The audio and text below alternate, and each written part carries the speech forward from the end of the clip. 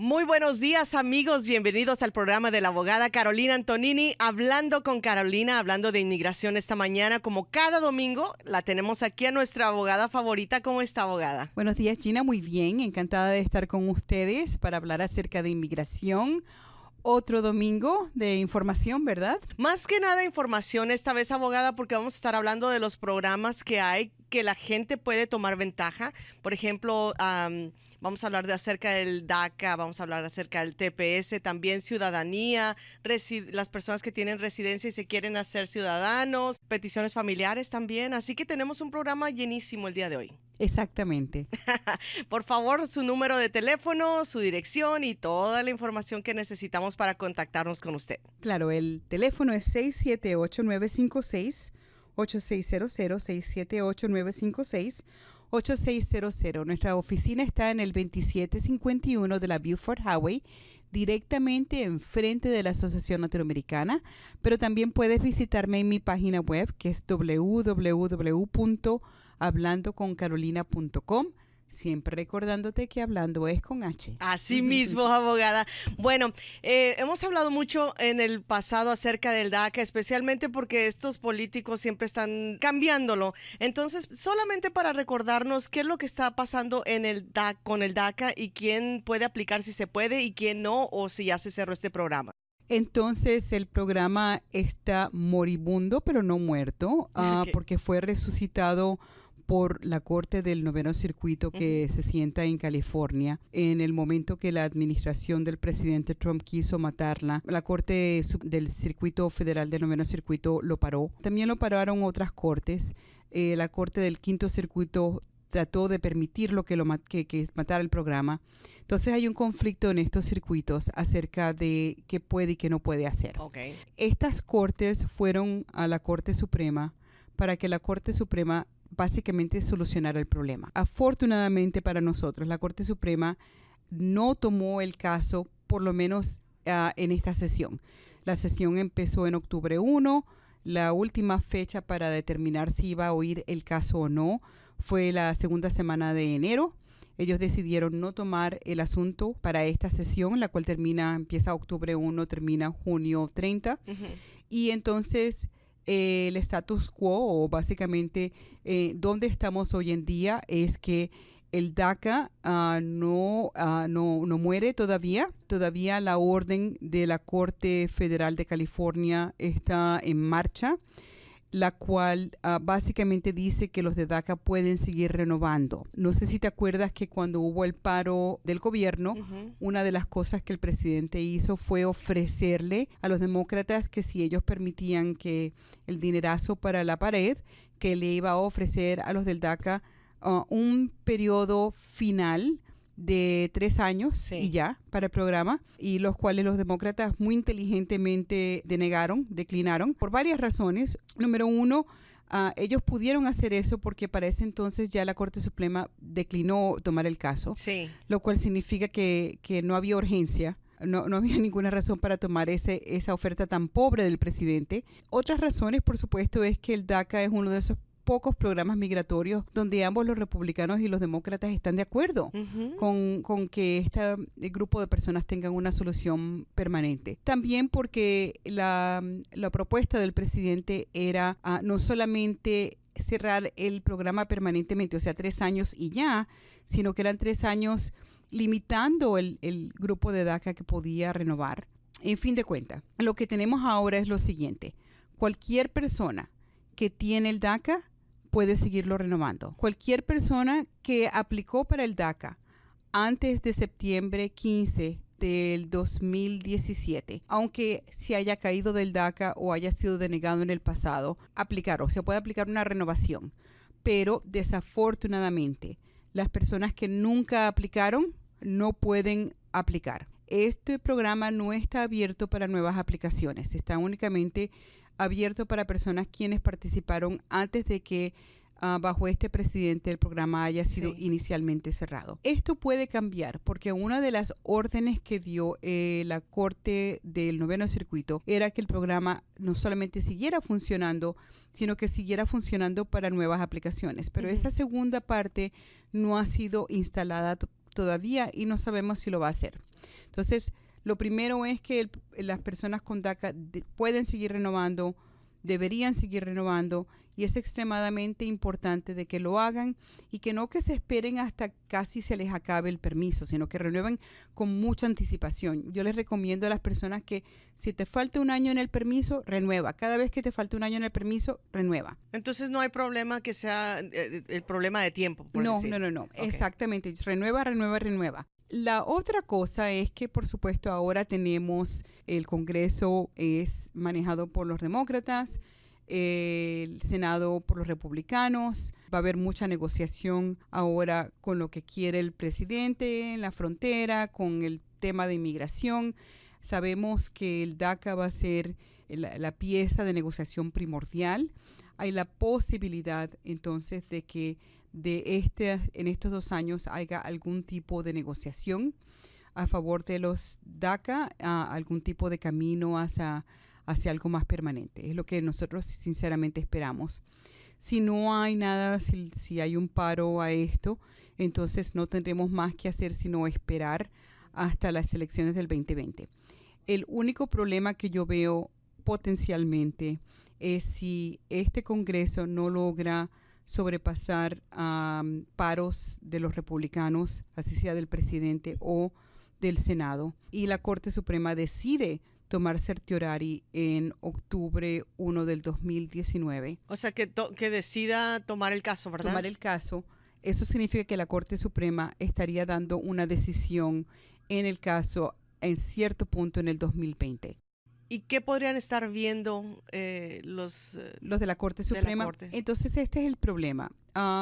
Parte de la demanda contra el presidente no es que él tiene o no tiene el poder del programa DACA, porque el programa DACA es claramente un programa presidencial, sino es las razones, la motivación de por qué cerrarlo. Okay. Las alegaciones principales son que las motivaciones que él utilizó para tratar de cerrarlo fueron no permisibles por la Constitución, que fueron todas razones ilegítimas, motivadas por racismo, discriminación, etcétera.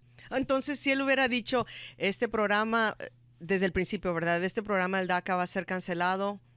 Punto, sin explicar ni nada, sin los twitters, ni los textos de las personas marrones, de los ilegales, de los mexicanos, de los latinos, etcétera. Tuviéramos una situación muy diferente. Pero por supuesto sabemos que este hombre es patológico y él no puede con su alma, ¿verdad? Y no piensa. Afortunadamente para nosotros, en cierta manera dice lo que piensa, porque por lo menos sabemos qué es lo que está haciendo. Mi preocupación con la Corte Suprema es la siguiente. Yo no estoy seguro que la Corte Suprema va a querer ponerse a jugar el juego político con él. O sea, yo no estoy segura que la Corte Suprema va a querer tomar una decisión donde ellos cuestionan el poder político de un presidente de poner y quitar programas de acción deferida simplemente para corregir a este presidente. Claro. Porque la Corte Suprema tiene que mirar la historia y el poder de los presidentes en general. Ellos tienen que ver el bienestar del país, no solamente a lo que está pasando hoy en día, sino todos los presidentes, el poder presidencial. ¿Qué puede pasar en el futuro con otro presidente? Exacto. ¿Verdad? Históricamente, la Corte Suprema tiene que ver los poderes constitucionales. Entonces, la Corte Suprema pudiera decir, es cierto, la motivación de este presidente fue absolutamente incorrecta, qué pena, qué vergüenza, etcétera. Pero este presidente tiene el poder constitucional para hacer acción deferida. Entonces, si la Corte Suprema toma el caso del DACA en certiorari, pero decide no sancionar básicamente al presidente por la motivación y decide respetar el poder de su acción deferida, entonces terminaríamos en una situación donde los DACAs se pudieran ver sin estatus hasta después de las elecciones, asumiendo de que las elecciones son ganadas por o una persona o un candidato republicano más centrista, o sea, perdidas por Trump, o ganadas por un candidato demócrata, donde una de las primeras cosas que harían serían prevenir la deportación de los DACAs y restaurarle el programa o abrirle una ley. Así que mientras tanto, las personas del DACA tienen que estar muy conscientes de que puede haber un cambio y hay que estar portándonos de lo mejor. Y por eso es que yo les recomiendo que siempre renueven, porque cada vez que renuevas tienes 2 años. Entonces, si hay una situación donde, vamos a decir, en junio del 2020, la Corte Suprema cierra el programa, pero tú acabas de recibir tu permiso y tienes 2 años más.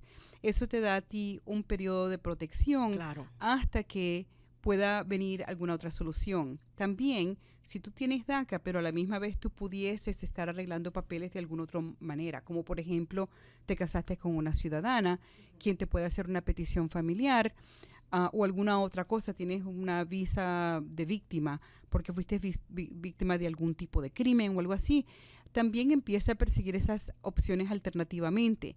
No te sientes nada más en el DACA, porque el DACA no es un programa permanente. Si tienes opciones permanentes, aunque se vean opciones que son de un futuro, empieza a perseguirlas porque tú necesitas el plan B. Claro.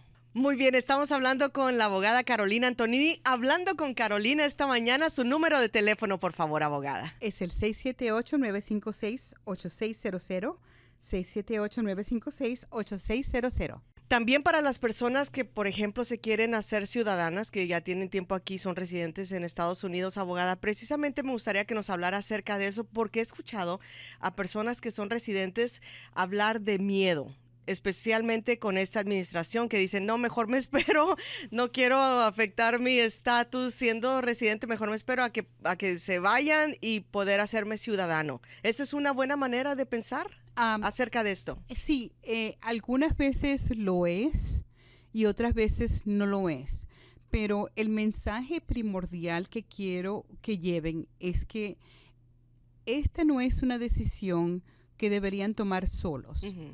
O sea, si tienes o no tienes miedo de aplicar, o si debes o no debes deferir esta aplicación, no es una decisión que deberías tomar solito. Deberías tener esta decisión por medio de ti con tu abogado, ¿verdad? Porque es posible de que el miedo que tú tengas no es un miedo que es basado en lógica.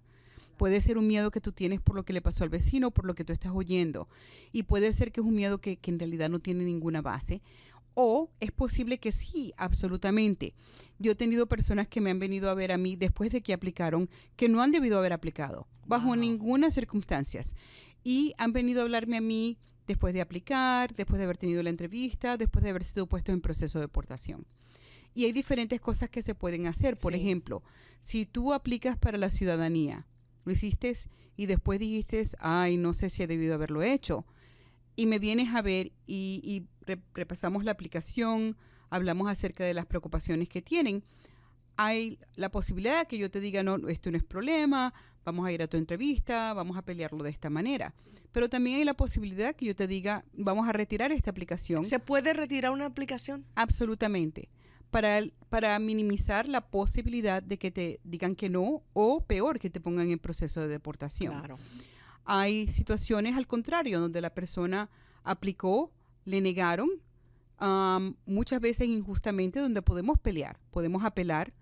Hay situaciones donde la persona es denegada y es puesta en proceso de deportación, donde se tiene que pelear eso. Pero también he tenido personas que han venido para acá queriendo hacer la ciudadanía, y hoy en día, más que nunca, más importante que nunca, es saber qué fue lo que pasó cuando recibieron la residencia. Cuando es una persona que yo representé para obtener la residencia, pues fácil, porque todo lo que no hay que hacer es ver el archivo que yo hice, ¿verdad? Pero para muchas otras personas le estoy pidiendo una copia de su archivo con inmigración y estoy revisando. Y he tenido varias personas que al revisar el archivo hablamos de lo que contiene, qué pasó, qué dijeron aquí, por qué no hablaron de esto, por qué no hablaron de lo otro. Y al tomar esas determinaciones, les he recomendado, este no es el tiempo para ti aplicar para la ciudadanía. Y a otras personas donde le digo, tú jamás puedes aplicar para la ciudadanía. Y déjame darte unos ejemplos. Por ejemplo, vamos a decir, un ejemplo que tuvo recientemente, de una persona quien cuando hizo la residencia no le dijo a inmigración todo. Ok. No le dijo a inmigración todo. Y las cosas que no le dijo eran cosas importantes. ¿Cómo qué? Cosas importantes acerca de que estaba casado en otro país. Y la residencia la obtuvo por medio de ese matrimonio, de un matrimonio con una ciudadana. Cosas acerca de arrestos que lo hubieran hecho inelegible, arrestos que esa persona necesitaba haber hecho un perdón. O sea, información que si inmigración hubiese sabido esa información, inmigración no le hubiera dado los papeles.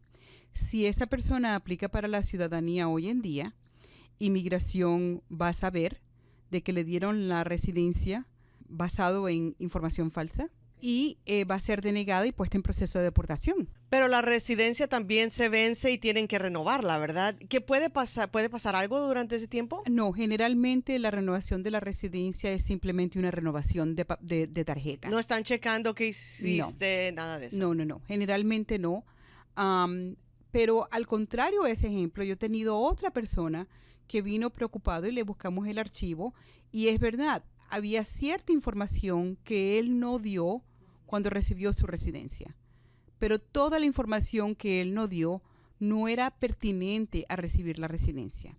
O sea, era información que hubiera sido mejor que hubiera dado, pero en realidad no hubiese cambiado el deseo de inmigración de darle la residencia.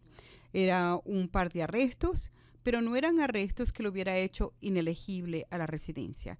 Era otro un poco de información acerca de su historial, pero no era información que hubiera prevenido que inmigración le diera la residencia.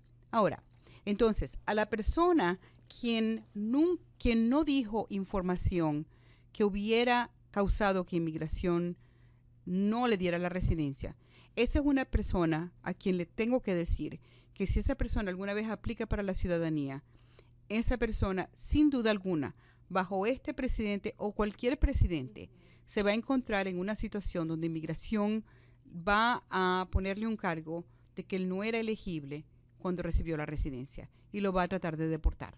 Después de 40, 50 años, abogada. No estás exagerando, es después de esa cantidad de tiempo.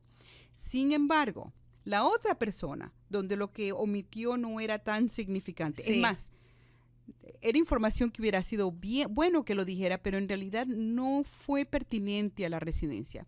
A esa persona le tengo que decir lo siguiente: en mi opinión, nada de esta información era material a tu residencia. Es verdad que bajo esta administración, por lo agresivo que están, ellos pueden tratar de negarte por no haberla dicho, pueden tratar de ponerte en proceso de deportación por no haberlo dicho. Últimamente yo pienso que cualquier juez de inmigración razonablemente, cualquier supervisor razonablemente, va a estar de acuerdo conmigo de que esta información no era material.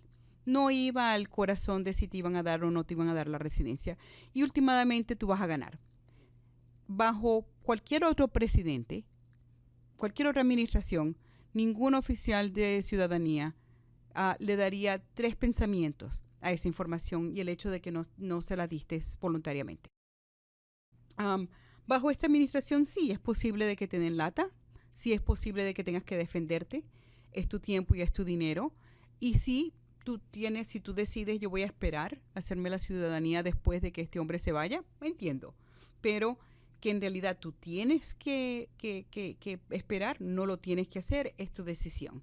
Entonces, es bueno tomar esta decisión con una persona que sabe en realidad lo que dice la ley y no esperarte. Yo tengo una cliente que no quería hacerse la ciudadanía por absolutamente terror de que iba a ser negada porque todos los vecinos le dijeron todo esto. Y esto fue basado en una convicción que ella tuvo cuando ella tenía 17 años. Esta convicción que ella tuvo, ella se lo dijo a inmigración cuando recibió su residencia. No solamente se lo dijo, ella lo escribió en su aplicación, le dio a inmigración sus documentos, inmigración sabía de ella y le dieron la residencia.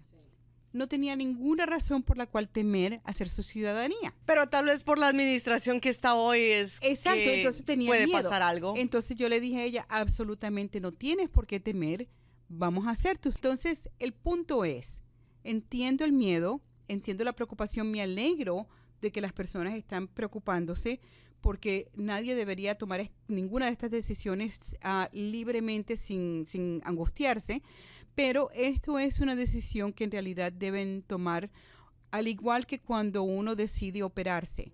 Tú no tomas una decisión de si te vas a operar o no sin que hablar con tu doctor, ¿verdad? Tú no entras al hospital y dices, ok, ahora quiero que me quiten el hígado, ¿verdad? Eso lo haces por medio de tu doctor. Tú no le dices a alguien, ahora quiero que me implanten, tú sabes, otra ceja, ¿verdad? Sí.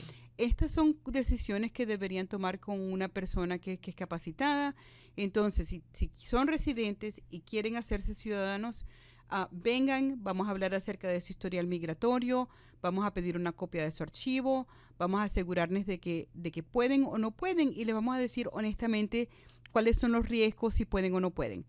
A la misma vez, si no quieren hacerlo, si les da mucho miedo o si no es posible hacerse ciudadano, sí es muy importante que renueven su residencia y lo pueden hacer libremente porque la renovación de la residencia es básicamente una aplicación a una tarjeta nueva. Así es. Abogada, esto es increíble con lo que es inmigración, porque muchas personas que se han hecho ciudadanos ahora temen que les vayan a quitar la ciudadanía. ¿Qué nos dice acerca de eso? Sí, esta administración ha tomado una alternativa sin precedente. Ha hecho cosas que administraciones previas jamás habían hecho. El gobierno de Trump ha movilizado una armada para denaturalizar a una cantidad de personas en números que jamás hemos visto.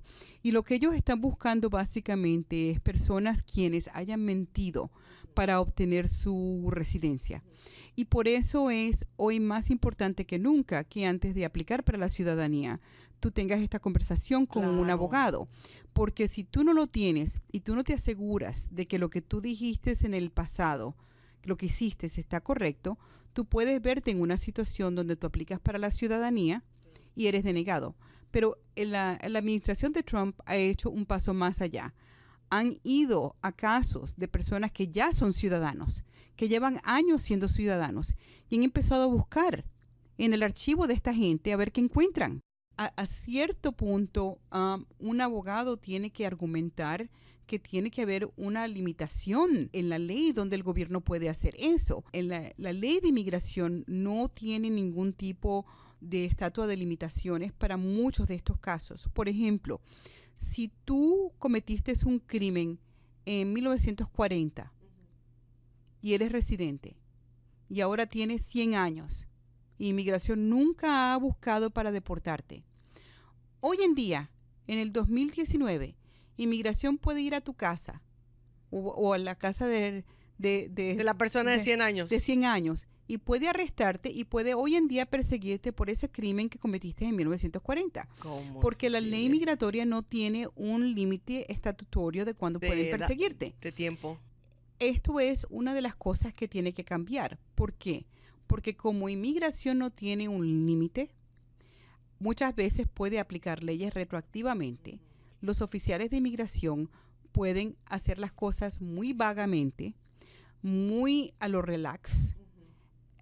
Y nosotros como país terminamos con situaciones donde estamos arrestando a viejos por crímenes que fueron cometidos años y años atrás y hemos permitido que personas vivan en este país años y años, hayan acumulado vida, familia, etcétera, y estamos buscando la deportación de personas 20, 15, 30, 40 años después de su crimen.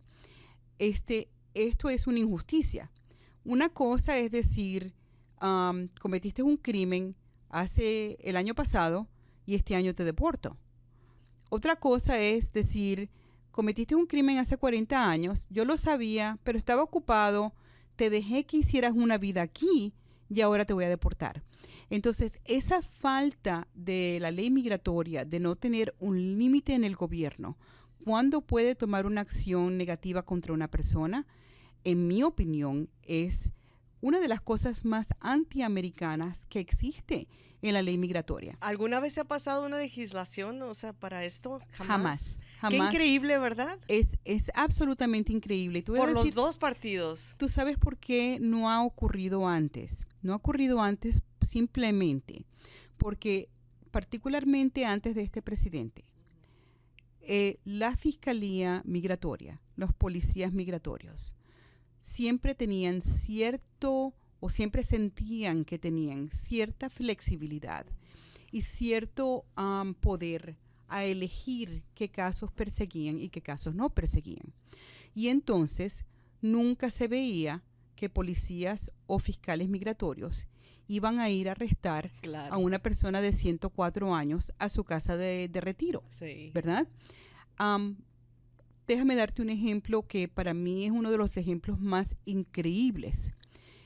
En los últimos 2 años, Gina, yo he representado a más personas quienes están detenidas por ICE que tienen problemas mentales severos, que yo he representado en los 25 años precedentes. O sea, en toda mi profesión, yo nunca representé a más individuos que tienen problemas mentales que he representado en los últimos 2 años, todas esas personas detenidas por inmigración. ¿Por qué? ¿Porque de repente hay más personas con problemas mentales en la calle? No, absolutamente no. Porque en el pasado, inmigración tenía la opción de perseguir o no perseguir a personas. De tomar la decisión basado en lo que veían, ¿verdad? Correcto. Y cuando inmigración iba a detener a una persona, la mamá de niños, el papá, el abuelo, el hermano, y sabía que esta persona había estado en un sanatorio mental, tenía problemas de la cantidad de problemas que tenía, estaba en problemas de suicidarse, etcétera. Inmigración decía, ¿tú sabes qué? No es una persona que yo voy a tomar. El gobierno americano no va a perseguir cargos contra esta persona. Entonces, y únicamente yo tenía que representar a esas personas cuando esas personas cometían crímenes los cuales eran lo suficientemente severos, donde el gobierno americano decía, bueno, normalmente no queremos perseguir a una persona con este tipo de problemas, pero esto ha causado ahora un problema de seguridad de la comunidad. Así que ahora voy a tener que lidiar con esta persona, ¿verdad? Pero hoy en día no. Hoy en día no importa si tus crímenes son tonterías, cosas que son claramente causadas por el hecho de que tú tienes problemas mentales. Estas personas son detenidas, no son soltadas en fianzas. Y entonces, ¿qué es lo que pasa? Hay muchas cosas en nuestras leyes que el Congreso no ha hecho y no tiene que hacer. ¿Por qué? No había la necesidad de hacerlo. Claro, porque nosotros somos adultos y parte del el poder ejecutivo es que el gobierno, el poder legislativo, el Congreso, no tiene que escribirle todo. No tiene que decirle, te levantas a las 8, te pones la chaqueta azul, ¿verdad? Te cepillas los dientes. Sino que dice, te levantas a una hora para poder hacer todo tu trabajo, te presentas bien y lo haces bien. Y el Poder Ejecutivo tiene que entonces hacer las cosas de una manera respetuosa. Claro. Entonces el Congreso no puede micromanejar lo que hace todo el mundo. Por eso esto nunca había sido algo que el Congreso le importaba, pero hoy en día más que nunca es algo que el Congreso va a tener que empezar a ver. Hoy en día nosotros tenemos que hacernos una pregunta, Gina, que un país como los Estados Unidos nunca tuvo que hacerse. ¿Qué hacemos cuando el gobierno se convierte en déspota? Y si el gobierno se convierte en déspota, en realidad nosotros estamos bien con nosotros persiguiendo a una persona después de 40, 30, 20, 15, 10, 5. ¿Cuántos años van a pasar? ¿Cuánto tiempo vamos a permitir que una persona construya su vida aquí después de haber pagado su precio a la comunidad? Claro. Haberse rehabilitado, haber hecho todo lo que tenía que hacer. ¿Cuánto tiempo después de que hizo todo eso le permitimos vivir aquí, reincorporarse a la sociedad, tener hijos, pagar taxes, vivir, ser miembro de la fábrica, de la tela que es nuestra comunidad? Y después de todo eso, vamos a entonces nosotros ir a básicamente romperle esos lazos. Como sociedad, ¿cuánto tiempo es apropiado? Y honestamente, en mi opinión, si inmigración no ha movilizado en menos de 5 años, en menos de 3 años, de buscar tu deportación después de que tú terminas un crimen deportable, deberían ser parados de hacerlo. Muchas gracias por haber estado con nosotros, como siempre. Nuevamente su número de teléfono, la dirección, su email y todo lo demás. Ok, es el 678-956-8600. 678-956-8600. Estoy en la 2751 de la Buford Highway. Me puedes encontrar en la www.hablandoconcarolina.com.